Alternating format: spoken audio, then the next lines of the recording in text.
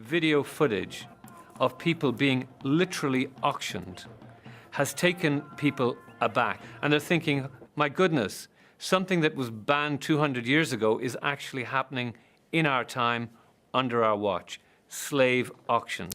90% of migrants who leave their countries in pursuit of a better life pass through Libya. Leaders say there are more than 40 refugee camps in Libya where people are bought and sold by those with little respect for human life. With the lack of strong government and militias holding power, there is no real border control, and illegal migration is possible. A report, should I say, of Italy paying militias inside Libya to deter migrants from getting on the boats and making their way to Europe, thereby creating a backlog of people who are extremely vulnerable to being abused by people traffickers and smugglers and criminal gangs. The flag that flies over this town is Gaddafi's, but when the regime was removed 5 years ago, the infrastructure here fell apart. Oil production is at an all-time low.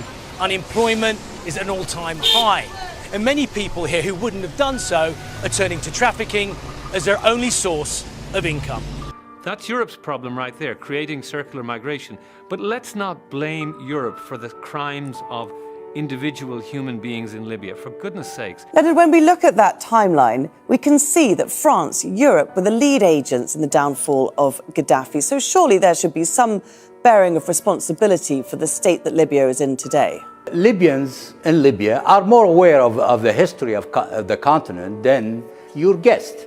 Yes, these people that are supposedly selling other people are criminals, but the criminality really is the colonization of Africa, the rape of its resources by the Europeans, and their long-time support of despotic regimes in Africa.